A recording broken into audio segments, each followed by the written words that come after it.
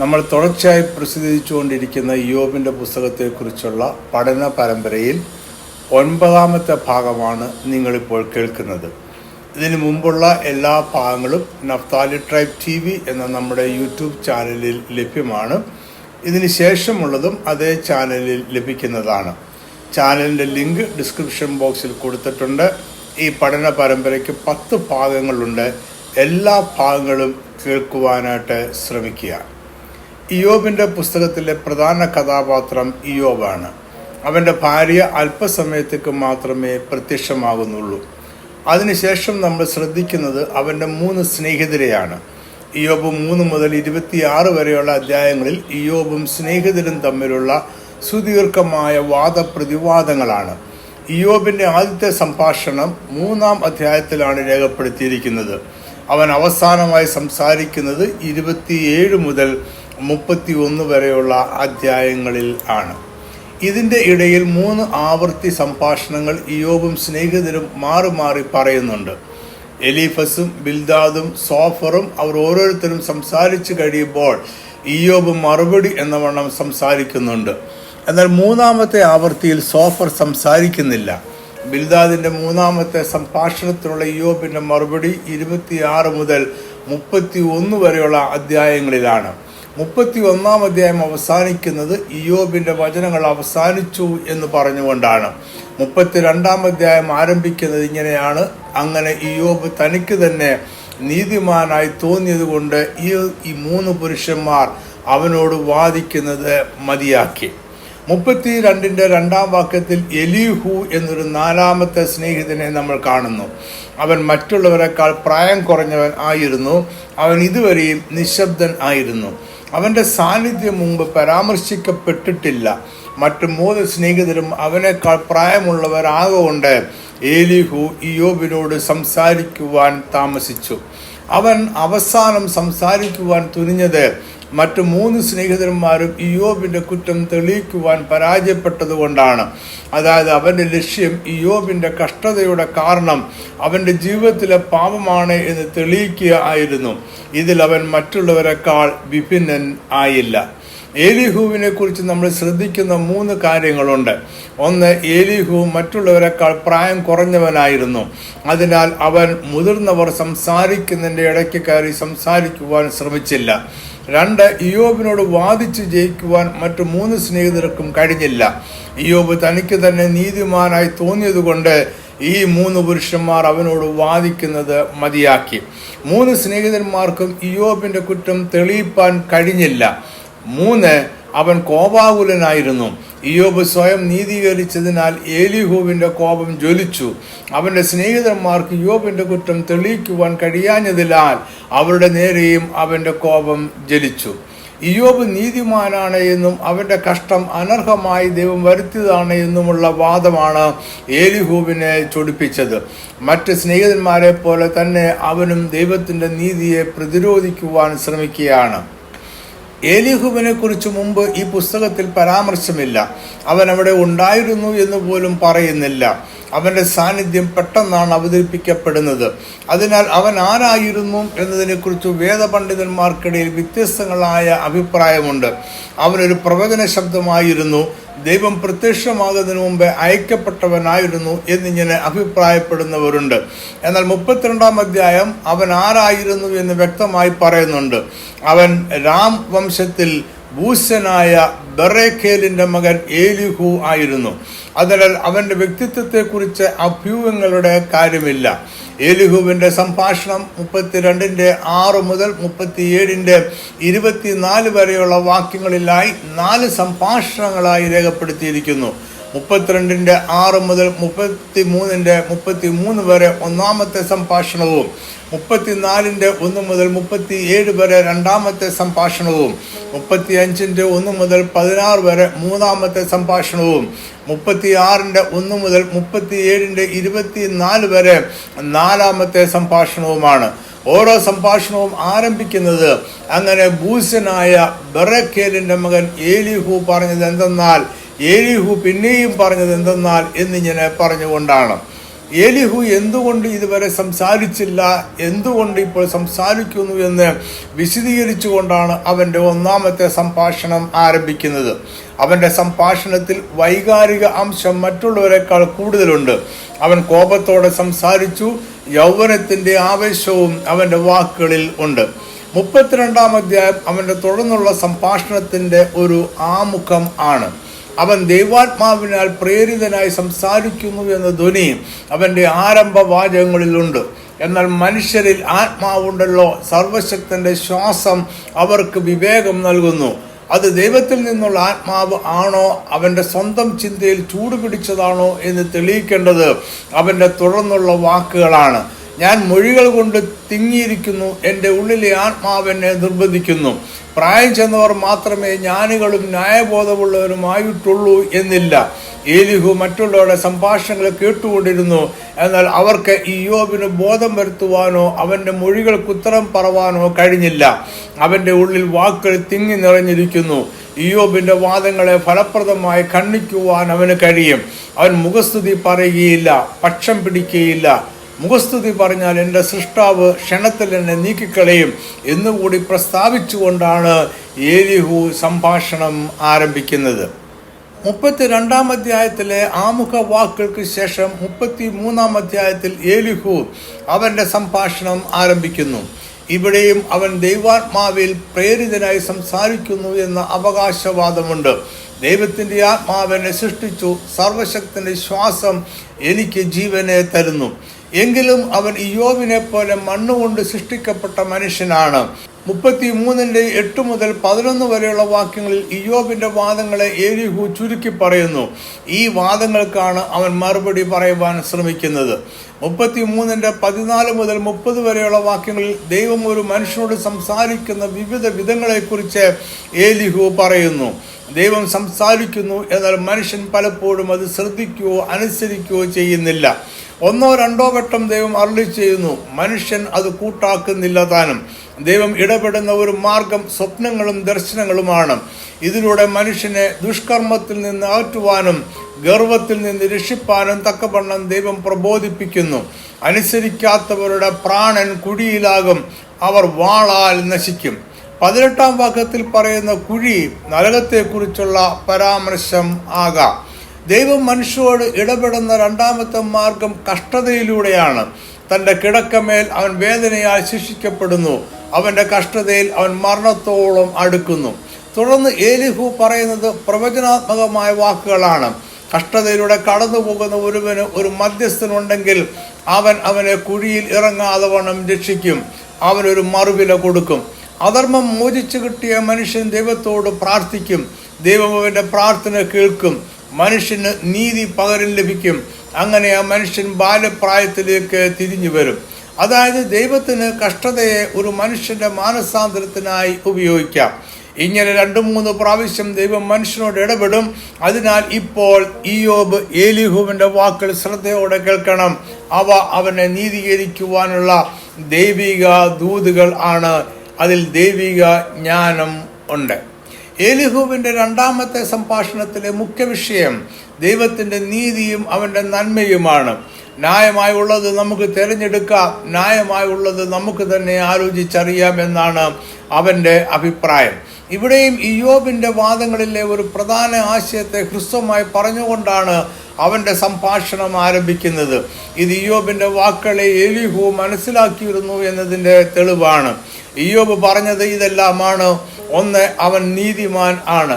2, ദൈവം അവൻ്റെ ന്യായം മറിച്ചു കളഞ്ഞു. 3, അവൻ്റെ ന്യായത്തെ അവൻ തന്നെ തള്ളിപ്പറയുക എന്നത് ഫോഷ്കാണ്, അതവൻ ചെയ്യുകയില്ല. 4, അവൻ്റെ ജീവിതത്തിൽ ലംഘനമില്ലാഞ്ഞിട്ടും ദൈവം അവൻ്റെ മുറിവ് പൊറുക്കുന്നില്ല. ഇയ്യോബിൻ്റെ ഈ വാദങ്ങൾ ദൈവത്തിൻ്റെ നീതിയെയും നന്മയെയും വെല്ലുവിളിക്കുന്നതും കുറ്റപ്പെടുത്തുന്നതുമാണ് എന്നാണ് ഏലിഹുവിൻ്റെ വിമർശനം. ഇയ്യോബ് ദൈവത്തെ പരിഹസിക്കുകയാണ്. അവൻ ദുഷ്പ്രവൃത്തിക്കാരോട് കൂട്ടുകൂടി ദുർജനങ്ങളോടുകൂടെ സഞ്ചരിക്കുന്നു. ദൈവത്തോട് ചേർന്ന് നിൽക്കുന്നത് കൊണ്ട് മനുഷ്യന് പ്രയോജനമില്ല എന്ന് അവൻ പറഞ്ഞു. ഇത് വിശുദ്ധന്മാരുടെ ഭക്തിയെ അവഹേളിക്കുന്ന വാദം ആണ്. ഇയ്യോബിന്റെ വാദങ്ങൾക്കുള്ള എലീഹുവിന്റെ മറുപടി ഇങ്ങനെയാണ്: സർവശക്തൻ ദുഷ്ടതയോ നീതിയോടോ ഒരിക്കലും ചെയ്യുകയില്ല. അവൻ മനുഷ്യന് അവന്റെ പ്രവൃത്തിക്ക് പകരം ചെയ്യും. ഓരോരുത്തരും അവനവന്റെ നടപ്പിന് തക്കവണ്ണം കൊടുക്കും. ദൈവം ദുഷ്ടത പ്രവർത്തിക്കുകയില്ല. നിശ്ചയം സർവശക്തൻ ന്യായം മറിച്ചു കളയുകയില്ല. ദൈവത്തിന്റെ നീതിയെക്കുറിച്ചുള്ള എലീഹുവിന്റെ സംഭാഷണം തുടരുകയാണ്. അവൻ പ്രഭുക്കന്മാരോടും ധനവാന്മാരോടും രാജാക്കന്മാരോടും ദരിദ്രനോടും ഒരുപോലെ പ്രവർത്തിക്കുന്നു.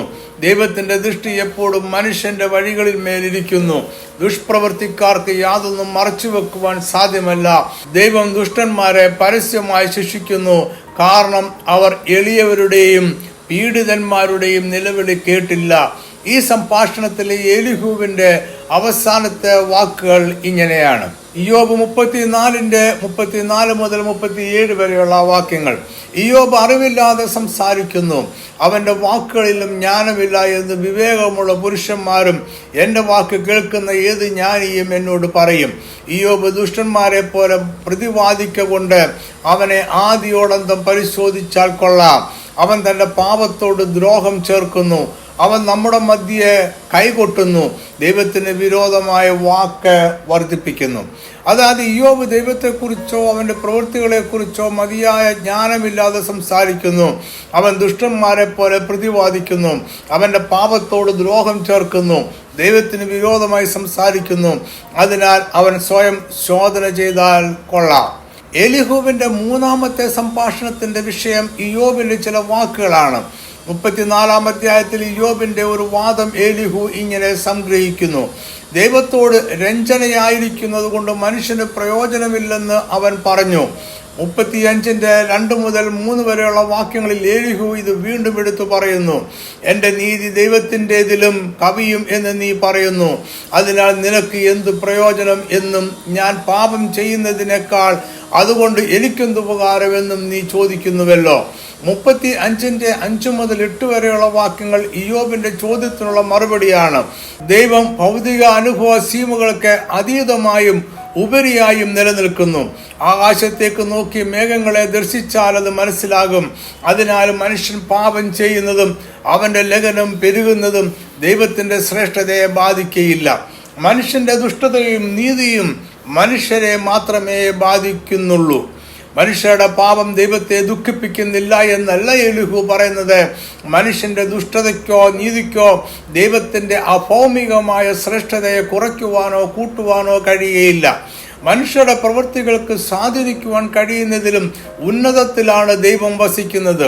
മനുഷ്യരുടെ ദുഷ്ടത അവരുടെ ജീവിതത്തെ കഷ്ടതയിലാക്കുകയും നീതി അവരുടെ ജീവിതത്തെ അനുഗ്രഹമാക്കുകയും ചെയ്യും. കഷ്ടതയിലായിരിക്കുന്ന മനുഷ്യർ പീഡയുടെ പെരുപ്പം ഹേതുവായി അയ്യം വിളിക്കുന്നു. എന്നാൽ ദൈവത്തെ അവർ അന്വേഷിക്കുന്നില്ല. അവരുടെ നിലവിളി വ്യർത്ഥമായുള്ളതാണ്. അതിനാൽ അത് ദൈവം കേൾക്കുകയില്ല. ഇയ്യോബിന്റെ വ്യവഹാരം ദൈവത്തിന്റെ മുമ്പിലിരിക്കുന്നു. അതിനാൽ അവനായി കാത്തിരിക്കുക. ഇയ്യോബ് വൃദ്ധ തന്റെ വായ് തുറക്കുന്നു, അറിവ് കൂടാതെ വാക്ക് വർദ്ധിപ്പിക്കുന്നു എന്നുകൂടി പറഞ്ഞുകൊണ്ട് എലീഹുവിന്റെ മൂന്നാമത്തെ സംഭാഷണം അവസാനിക്കുന്നു. ദൈവത്തിന് വേണ്ടി ചില വാക്കുകൾ പറയുക, അവന്റെ നീതിയെ അറിയിക്കുക എന്നിവയാണ് എലീഹുവിന്റെ നാലാമത്തെ സംഭാഷണത്തിന്റെ ഉദ്ദേശ്യം. ദൈവം ബലവാനെങ്കിലും അവൻ ആരെയും നിരസിക്കുന്നില്ല. അവൻ ദുഷ്ടന്റെ ജീവനെ രക്ഷിക്കുന്നില്ല. ദുഃഖിതന്മാർക്ക് ന്യായം നടത്തി കൊടുക്കുന്നു.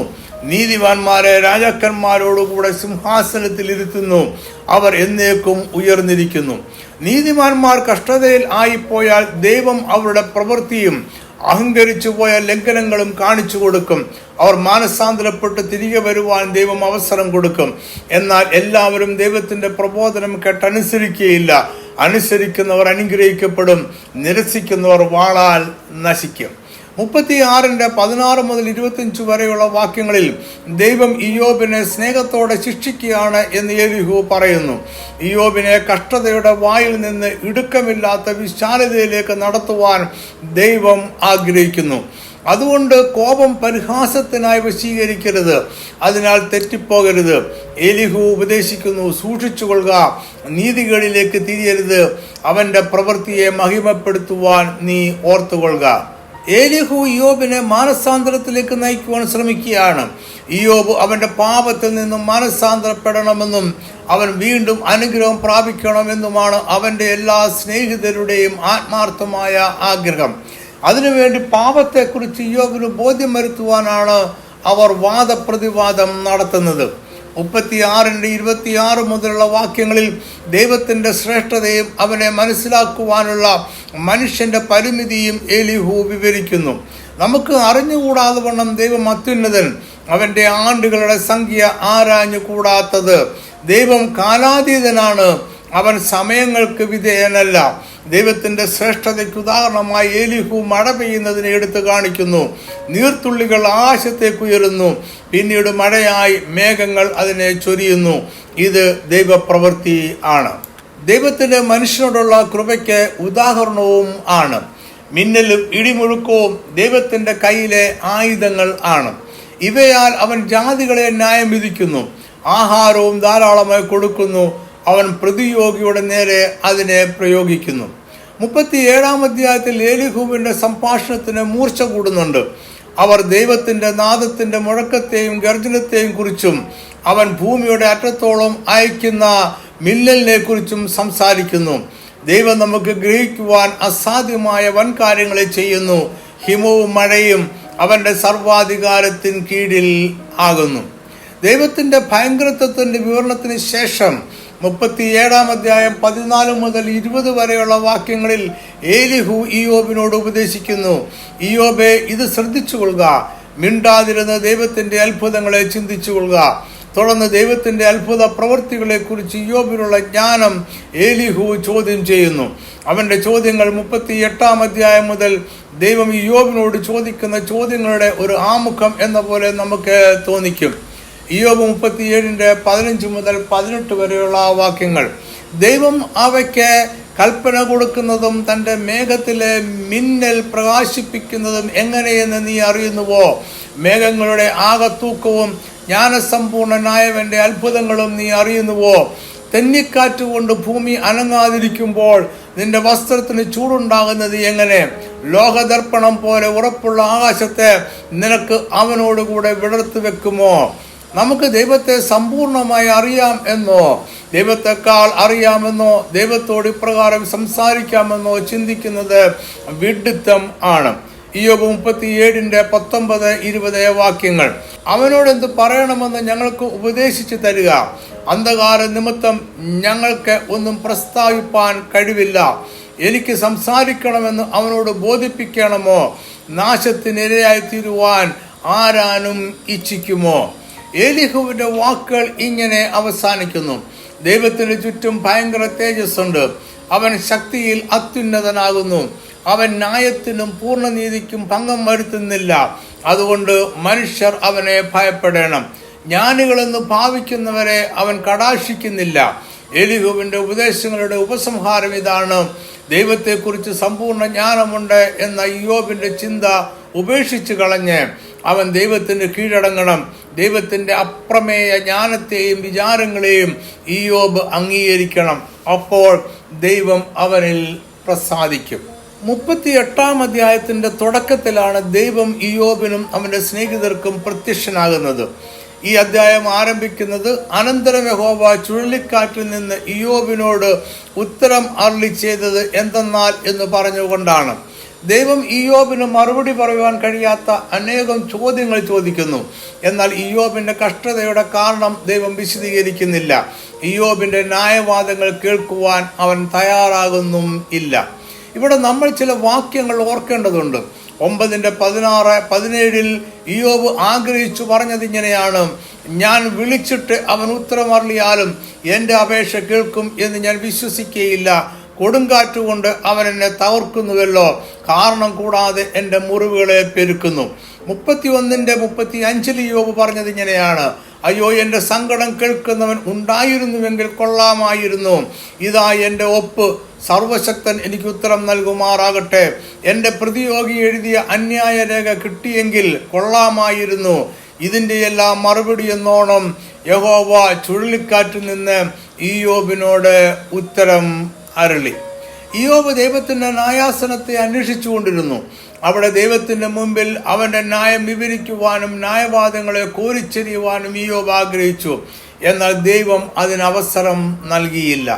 ഇയ്യോബിന്റെ ന്യായ അന്യായങ്ങൾ കാരണമല്ല അവന് കഷ്ടത സംഭവിച്ചത്. അതുകൊണ്ട് ഇയ്യോബിനായി ന്യായാസനങ്ങൾ വെക്കുകയോ അവന്റെ ന്യായവാദങ്ങൾ കേൾക്കുകയോ ചെയ്യേണ്ട കാര്യമില്ല. ഇയ്യോബിനും സ്നേഹിതർക്കും മറുപടി നൽകുവാനല്ല ദൈവം പ്രത്യക്ഷനായത്.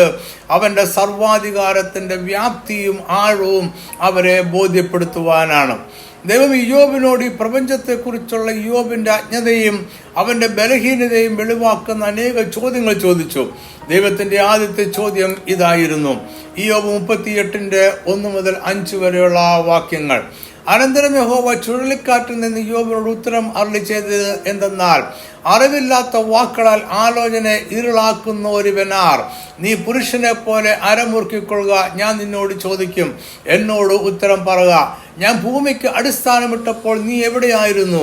നിനക്ക് വിവേകമുണ്ടെങ്കിൽ പ്രസ്താവിക്ക. അതിന്റെ അളവ് നിയമിച്ചവൻ ആർ? നീ അറിയുന്നുവോ? അല്ല, അതിന് അളവ് നൂൽ പിടിച്ചവൻ ആർ? ഇതിന്റെ മറുപടി ഇയ്യോബ് പറയുന്നത് 42:3 ഇയ്യോബ് 42:3. അറിവ് കൂടാതെ ആലോചനയെ മറിച്ചു കളയുന്ന ഒരുവൻ ആർ? അങ്ങനെ എനിക്ക് അറിഞ്ഞുകൂടാതെ വണ്ണം അത്ഭുതമേറിയത് ഞാൻ തിരിച്ചറിയാതെ പറഞ്ഞുപോയി. എല്ലാ വാദപ്രതിവാദങ്ങളുടെയും അന്ത്യത്തിലാണ് ദൈവം ഇയ്യോബിനും സ്നേഹിതർക്കും പ്രത്യക്ഷനാകുന്നത്. ദൈവത്തിന്റെ പ്രത്യക്ഷതയും അവന്റെ അരുളപ്പാടുകളും അതുവരെയുള്ള വാദപ്രതിവാദങ്ങളെ സംഗ്രഹിക്കുകയും ഉപസംഹരിക്കുകയും ചെയ്യേണ്ടതാണ്. എന്നാൽ ദൈവം അവരുടെ വാദങ്ങളെ തിരുത്തുകയോ അവയ്ക്ക് വിശദീകരണം നൽകുകയോ ചെയ്യുന്നില്ല. അവരുടെ വാദപ്രതിവാദങ്ങൾക്ക് ദൈവം മറുപടി നൽകുന്നില്ല. ദൈവത്തിന്റെ വാക്കുകൾ അവന്റെ സർവാധികാരത്തെയും ദൈവിക മർമ്മങ്ങളെ കുറിച്ചുള്ള മനുഷ്യന്റെ അജ്ഞതയെയും വെളിവാക്കുക മാത്രം ചെയ്യുന്നു. അതിനെക്കുറിച്ച് അറിവില്ലാത്ത വാക്കുകളാൽ ആലോചനയെ ഇരുളാക്കുന്ന ഒരുവൻ ആർ? എൻ്റെ ദാസനായ ഇയ്യോബിനെ പോലെ നിങ്ങൾ എന്നെക്കുറിച്ച് വിഹിതമായി സംസാരിച്ചിട്ടില്ല എന്നിങ്ങനെയല്ലാതെ മറ്റൊന്നും ദൈവം പറയുന്നില്ല. ഇയ്യോബിന്റെയും സ്നേഹിതരുടെയും വാദങ്ങളെ ചില ചോദ്യങ്ങളിലൂടെ ദൈവം നേരിടുന്നു. ദൈവത്തിന്റെ ചോദ്യങ്ങളിലൂടെ അവൻ വിനിമയം ചെയ്ത ആത്മീയ മർമ്മം ഇയ്യോബ് ഗ്രഹിച്ചു. അതിനാൽ അവൻ പറഞ്ഞു, നിനക്ക് സകലവും കഴിയുമെന്നും നിന്റെ ഉദ്ദേശമൊന്നും അസാധ്യമല്ലെന്നും ഞാൻ അറിയുന്നു. ഇയ്യോബിന്റെ കഷ്ടതയുടെ കാരണം ദൈവം ആരോടും വിശദീകരിക്കുന്നില്ല. ദൈവത്തിന്റെ പ്രവൃത്തികളെ അവൻ മനുഷ്യരോടോ ദൂതന്മാരോടോ വിശദീകരിക്കുവാൻ ബാധ്യസ്ഥൻ അല്ല. ദൈവത്തിന്റെ സർവാധികാരത്തിന് കീഴിൽ ജീവിക്കുന്ന ഒരുവന് ദൈവിക പ്രവൃത്തികളുടെ കാരണം അറിയണമെന്നില്ല. അതിനു പകരം ദൈവത്തിന്റെ എല്ലാ പ്രവൃത്തികളും മനുഷ്യർക്ക് ഗ്രഹിക്കുവാൻ സാധ്യമല്ല എന്ന് ദൈവം വരെ ബോധ്യപ്പെടുത്തി. ദൈവപ്രവൃത്തികളെ മനസ്സിലാക്കാതെ അധികം സംസാരിച്ചതിന് ദൈവം ഇയ്യോബിനെ വിമർശിച്ചു. ഇയ്യോബ് 38:1-2 വാക്യങ്ങൾ. അനന്തരം യഹോവ ചുഴലിക്കാറ്റിൽ നിന്ന് ഇയ്യോബിനോട് ഉത്തരം അരുളി ചെയ്തത് എന്തെന്നാൽ, അറിവില്ലാത്ത വാക്കുകളാൽ ആലോചനയെ ഇരുളാക്കുന്ന ഒരുവൻ ആർ? ഇയ്യോബ് 40:1-5 വരെയുള്ള വാക്യങ്ങൾ. യഹോവ പിന്നെയും ഇയ്യോബിനോട് അരുളി ചെയ്തത് എന്തെന്നാൽ, ആക്ഷേപകൻ സർവശക്തനോട് വാദിക്കുമോ? ദൈവത്തോട് തർക്കിക്കുന്നവൻ അതിന് ഉത്തരം പറയട്ടെ. അതിന് ഇയ്യോബ് യഹോവയോട് ഉത്തരം പറഞ്ഞത്, ഞാൻ നിസ്സാരനല്ലോ, ഞാൻ നിന്നോട് എന്തുത്തരം പറയുണ്ടു? ഞാൻ കൈകൊണ്ട് വായ പൊത്തിക്കൊള്ളുന്നു. ഒരു വട്ടം ഞാൻ സംസാരിച്ചു, ഇനി ഉത്തരം പറയുകയില്ല. 2 വട്ടം ഞാൻ ഉര ചെയ്തു, ഇനി മിണ്ടുക ഇല്ല. ഇയ്യോബ് ചെയ്ത തെറ്റെന്താണ് എന്ന് പറഞ്ഞുകൊണ്ടാണ് ദൈവം സംഭാഷണം ആരംഭിക്കുന്നത്. അത് പരസ്യമോ രഹസ്യമോ ആയ പാപമല്ല. പാപം കാരണമല്ല അവന്റെ ജീവിതത്തിൽ കഷ്ടത ഉണ്ടായത്. അവന്റെ ഏകതെറ്റ് അറിവില്ലാത്ത വാക്കുകളാൽ ആലോചനയെ ഇരുളാക്കുന്ന ഒരുവൻ ആർ എന്നതാണ്. ദൈവത്തെക്കുറിച്ച് സമ്പൂർണ്ണ ജ്ഞാനമില്ലാതെ ഇരുളായ ആലോചന അവൻ പറഞ്ഞു. ഇത് സംഭവിച്ചത് അവന്റെ ജീവിതത്തിൽ കഷ്ടത ഉണ്ടായതിന് മുമ്പല്ല, ശേഷമാണ്. ഇതേ തെറ്റ് തന്നെയാണ് അവന്റെ സ്നേഹിതരും ചെയ്തത്. അവരെക്കുറിച്ച് ദൈവം പറഞ്ഞത് ഇങ്ങനെയാണ്, എൻ്റെ ദാസനായ ഇയ്യോബിനെ പോലെ നിങ്ങൾ എന്നെക്കുറിച്ച് വിഹിതമായത് സംസാരിച്ചിട്ടില്ല. ദൈവത്തെക്കുറിച്ചുള്ള പരിജ്ഞാനം കുറവുള്ള ഒരു കാലത്തായിരുന്നു ഇയ്യോബും അവൻ്റെ സ്നേഹിതരും ജീവിച്ചിരുന്നത്. ഇതിനുശേഷം ദൈവം അനേകം ചോദ്യശരങ്ങൾ ഇയ്യോബിന് നേർക്കയക്കുന്നു. അതിൽ ഒന്നിനു പോലും മറുപടി നൽകുവാൻ ഇയ്യോബിന് കഴിയുന്നില്ല. ഇതിനെല്ലാം ഉത്തരം അവൻ 40:3-5 വരെയുള്ള വാക്യങ്ങളിൽ പറയുന്നു. ദൈവത്തിന്റെ ചോദ്യങ്ങൾക്ക് ഇതല്ലാതെ മറ്റൊരു ഉത്തരവും ഇല്ല. ഇയ്യോബ് 40:3-5 വരെ. അതിന് ഇയ്യോബ് യഹോവയോട് ഉത്തരം പറഞ്ഞത്, ഞാൻ നിസ്സാരനല്ലോ, ഞാൻ നിന്നോട് എന്ത് ഉത്തരം പറയേണ്ടുന്നു? ഞാൻ കൈകൊണ്ട് വായ പോർത്തിക്കൊള്ളുന്നു. ഒരു വട്ടം ഞാൻ സംസാരിച്ചു, ഇനി ഉത്തരം പറയുകയില്ല. 2 വട്ടം ഞാൻ ഉര ചെയ്തു, ഇനി മിണ്ടുകയില്ല. ദൈവത്തിൻ്റെ ചോദ്യങ്ങൾ 38:4 മുതൽ 41:34 വരെ നീളുകയാണ്. ഇതിനിടയിൽ 40:4 മുതൽ 5 വരെയുള്ള വാക്യങ്ങളിൽ മാത്രം ഇയ്യോബ് ദൈവത്തോട് മറുപടി പറയുന്നു. പിന്നീട് ഇയ്യോബ് സംസാരിക്കുന്നത് 42:1 മുതൽ 6 വരെയുള്ള വാക്യങ്ങളിലാണ്. ഇത് ദൈവത്തിൻ്റെ സുദീർഘമായ ചോദ്യവർഷങ്ങൾക്ക് ശേഷമാണ്. ഇവിടെ ഇയ്യോബ് ദൈവമുമ്പാകെ സമ്പൂർണമായി സമർപ്പിക്കുന്നു. 38:4 സൃഷ്ടിപ്പിനെ ഒരു വലിയ കെട്ടിടത്തിൻ്റെ നിർമ്മാണത്തോട് സാമ്യപ്പെടുത്തിയാണ് ദൈവം സംസാരിക്കുന്നത്. ഞാൻ ഭൂമിക്ക് അടിസ്ഥാനമിട്ടപ്പോൾ നീ എവിടെയായിരുന്നു? 38:8 മുതൽ 11 വരെയുള്ള ഭാഗത്ത് സമുദ്രത്തെ നാശത്തിൻ്റെയും തിന്മയുടെയും പ്രതീകമായി കാണുന്നു. ഇത് പ്രവർത്തിക്കുന്നതിന് ദൈവം ഒരു അതിരും നിശ്ചയിച്ചു. ഞാൻ അതിന് അതിർ നിശ്ചയിച്ചു, കതകും ഓടാമ്പലും വെച്ചു. ഇത്രത്തോളം നിനക്ക് വരാം, ഇത് കടക്കരുത്. ഇവിടെ നിന്റെ തിരമാലകളുടെ ഗർഭം നിലയ്ക്കും എന്നും കൽപ്പിച്ചു. ദുഷ്ടന്മാരുടെ കാലത്തിനും ദൈവം ഒരു പരിധി നിശ്ചയിച്ചിട്ടുണ്ട്. തിന്മ താൽക്കാലികമാണ്. സൂര്യന്റെ ഉദയത്തിൽ അന്ധകാരം നീങ്ങിപ്പോകുന്നത് പോലെ ദുഷ്ടന്മാർക്ക് വെളിച്ചം മുടങ്ങിപ്പോകുന്നു. ഓങ്ങിയ ഭുജവും ഒടിഞ്ഞു പോകുന്നു. പഴയ നിയമ മനസ്സിലാക്കൽ അനുസരിച്ച് മരിച്ചവരുടെ വിശ്രമ സ്ഥലമായ പാതാളം ഭൂമിയുടെ ഏറ്റവും അഗാധതയിലാണ്. അവിടെയാണ് മരണത്തിൻ്റെ വാതിൽ. ഇവിടെ ജീവിച്ചിരിക്കുന്ന ഒരു മനുഷ്യനും ചെന്നിട്ടില്ല.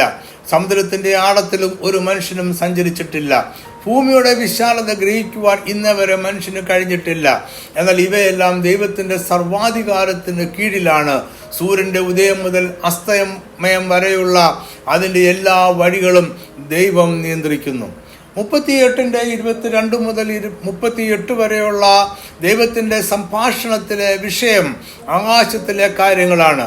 അവയെല്ലാം മനുഷ്യരുടെ നിയന്ത്രണങ്ങൾക്കും സ്വാധീനങ്ങൾക്കും വെളിയിലാണ്. ഈ ഭാഗത്ത് വെള്ളത്തെക്കുറിച്ച് ചില പരാമർശങ്ങൾ ഉണ്ട്. ഹിമവും കന്മഴയും പോരും പടയുമുള്ള നാളിലെ ദൈവത്തിൻ്റെ ആയുധങ്ങളാണ്. വെളിച്ചവും കിഴക്കൻ കാറ്റും ദൈവത്തിൻ്റെ നിയന്ത്രണത്തിലാണ്. ഈ വാക്യത്തിൽ വെള്ളം നാശകരമാണ് എങ്കിൽ 25 മുതൽ 27 വരെയുള്ള വാക്യങ്ങളിൽ വെള്ളം ജീവൻ നൽകുന്ന ദൈവിക ദാനമാണ്. അത് മഴയായി നിർജ്ജനദേശത്തും ആൾപ്പാർപ്പില്ലാത്ത മരുഭൂമിയിലും തരിശും ശൂന്യവുമായ നിലത്തും പെയ്യുന്നു. അവിടെ ഇളം പുല്ല് മുളയ്ക്കുന്നു. അതായത് ദൈവം വെള്ളത്തെ പോരിൻ്റെ ആയുധങ്ങളായും ജീവൻ നൽകുന്ന വസ്തുവായും ഉപയോഗിക്കുന്നു. അതിനെ എങ്ങനെ ഉപയോഗിക്കണമെന്ന് ദൈവം നിശ്ചയിക്കുന്നു. അതിനെ നാശവും ജീവനുമായി ഉപയോഗിക്കുന്നത് ദൈവത്തിൻ്റെ മാർമികമായ വഴിയാണ്. ഇതേ ആശയത്തിൻ്റെ തുടർച്ചയാണ് 28 മുതൽ 30 വരെയുള്ള വാക്യങ്ങളിലും നമ്മൾ വായിക്കുന്നത്. 38:31 മുതൽ 33 വരെയുള്ള വാക്യങ്ങളിൽ ആകാശത്ത് കാണുന്ന നക്ഷത്ര സമൂഹങ്ങളിലേക്ക് ദൈവം ഇയ്യോബിന്റെ ശ്രദ്ധയെ തിരിക്കുന്നു. കാർത്തിക, മകയിരം, രാശിചക്രം, സപ്തർഷികൾ എന്നീ വാക്കുകൾ വിവിധ നക്ഷത്ര സമൂഹങ്ങളെ സൂചിപ്പിക്കുന്നു. നക്ഷത്ര സമൂഹങ്ങൾ എപ്പോഴും ഒരു പ്രത്യേക ക്രമത്തിൽ ഒരുമിച്ച് കാണുന്ന ഒന്നിലധികം നക്ഷത്രങ്ങളുടെ കൂട്ടം ആണ്. അവയുടെ സ്ഥാനത്തിൻ്റെയും ക്രമത്തിൻ്റെയും സ്ഥിരത കാരണം കപ്പൽ യാത്രക്കാർ അതിനെ ദിശ കണ്ടുപിടിക്കുവാനായി ആശ്രയിക്കാറുണ്ട്. ഈ നക്ഷത്ര സമൂഹങ്ങൾ ദൈവത്തിൻ്റെ അധികാരത്തിന് വെളിയിൽ ഭൂമിയെയും അതിലെ മനുഷ്യരെയും നിയന്ത്രിക്കുന്നു എന്നല്ല ദൈവം പറയുന്നത്. ഈ വാക്യം ജ്യോതിഷത്തെ അംഗീകരിക്കുന്ന വാചകം അല്ല. നക്ഷത്രങ്ങൾ മനുഷ്യരുടെ ജീവിതത്തെ നിയന്ത്രിക്കുന്നുവെന്നും ഇതിന് അർത്ഥമില്ല. എന്നാൽ ഇവയെല്ലാം ദൈവം സൃഷ്ടിച്ചതും അവൻ്റെ സർവാധികാരത്തിന് കീഴിൽ നിലനിൽക്കുന്നതുമാണ്. അവയെ നിർത്തുന്നതും ചലിപ്പിക്കുന്നതും ദൈവമാണ്. നക്ഷത്ര സമൂഹങ്ങളെ അതാതിൻ്റെ സ്ഥാനത്ത് നിർത്തുന്ന ശക്തിയെയാണ് ചങ്ങല, ബന്ധനങ്ങൾ എന്നീ വാക്കുകൾ കൊണ്ട് ഉദ്ദേശിക്കുന്നത്. ഈ ശക്തി അതിനെ നമ്മൾ ആകർഷണമെന്നോ മറ്റെന്തെങ്കിലും പേരുകൊണ്ട് വിളിച്ചാലും അത് ദൈവത്തിൻ്റെ കൽപ്പനയാൽ സംഭവിക്കുന്നു. അതിന് ദൈവം അറിയാതെയും അനുവദിക്കാതെയും മാറ്റം വരികയില്ല. ഒരു നക്ഷത്ര സമൂഹത്തിൽ നിന്നും ഒരു നക്ഷത്രത്തെ അടർത്തി മാറ്റുവാൻ മനുഷ്യന് കഴിയുകയില്ല. നക്ഷത്രങ്ങൾ ഭൂമിയുടെ മേൽ ചെലുത്തുന്ന ആകർഷണത്താലുള്ള സ്വാധീനവും ദൈവത്തിൻ്റെ അധികാരത്തിൽ ആണ്. 36 വാക്യത്തിൽ മനുഷ്യന് ജ്ഞാനത്തെയും വിവേകത്തെയും നൽകിയതും ദൈവമാണ് എന്ന് പറയുന്നു. നക്ഷത്രങ്ങളെക്കുറിച്ചും ആകാശമണ്ഡലങ്ങളിലെ മറ്റ് പ്രതിഭാസങ്ങളെക്കുറിച്ചും മഴ, കാറ്റ് മുതലായ പ്രകൃതി പ്രതിഭാസങ്ങളെക്കുറിച്ചും മനുഷ്യൻ പ്രാപിച്ചിരിക്കുന്ന എല്ലാ ജ്ഞാനവും അവന് നൽകിയത് ദൈവമാണ്. കാരണം ഇവയുടെ എല്ലാം നിലനിൽപ്പും ചലനവും പ്രവർത്തനവും ദൈവത്തിൻ്റെ സർവാധികാരത്തിന് കീഴിൽ ആണ്. ഇതുവരെയും ആകാശമണ്ഡലങ്ങളെയും പ്രകൃതി പ്രതിഭാസങ്ങളെയും കുറിച്ച് പറഞ്ഞ ദൈവം തുടർന്ന് ഭൂമിയിലെ മൃഗങ്ങളെക്കുറിച്ച് പറയുന്നു. സിംഹത്തിനും ബാലസിംഹത്തിനും വിശപ്പടക്കുവാൻ ആഹാരം കൊടുക്കുന്ന ദൈവമാണ്. കാക്കക്കുഞ്ഞുങ്ങൾ ഇര കിട്ടാതെ ഉടന്ന് ദൈവത്തോട് നിലവിളിക്കുമ്പോൾ അതിന് തീരെത്തിച്ചു കൊടുക്കുന്നതും ദൈവം തന്നെയാണ്. ഘോരന്മാരായ സിംഹം ഇരകളെ വേട്ടയാടി പിടിച്ച് ഭക്ഷിക്കുന്നവരാണ്. ചെറിയ ജീവികളെയും ചത്ത ജീവികളുടെ ശവശരീരങ്ങളെയും മാലിന്യങ്ങളെയും ചവറുകളെയും ഭക്ഷിക്കുന്ന പക്ഷിയാണ് കാക്കക്കുഞ്ഞ്. ഇവ രണ്ടും ഒരുപോലെ ദൈവത്താൽ പരിപോഷിക്കപ്പെടുന്നു. ഇതിൻ്റെ രഹസ്യം മനുഷ്യർക്ക് ഗ്രഹിക്കുവാൻ സാധ്യമല്ല. ഇയ്യോബിൻ്റെ പുസ്തകത്തെക്കുറിച്ചുള്ള പഠന പരമ്പരയിലെ 9ാമത്തെ ഭാഗം ഇവിടെ അവസാനിക്കുന്നു. ഇതിനു മുമ്പുള്ള എല്ലാ ഭാഗങ്ങളും തുടർന്നുള്ളവയും നഫ്താലി ട്രൈബ് TV എന്ന നമ്മുടെ യൂട്യൂബ് ചാനലിൽ ലഭ്യമാണ്. ചാനലിൻ്റെ ലിങ്ക് ഡിസ്ക്രിപ്ഷൻ ബോക്സിൽ കൊടുത്തിട്ടുണ്ട്. ഈ പഠനം ഇ-ബുക്കായി സൗജന്യമായി ലഭ്യമാണ്. ആവശ്യമുള്ളവർ വാട്സാപ്പ് അല്ലെങ്കിൽ ടെലിഗ്രാം വഴി ആവശ്യപ്പെടുക. Phone number 9961330751. കർത്താവ് നിങ്ങളെ സമൃദ്ധമായി അനുഗ്രഹിക്കട്ടെ. ആമേൻ.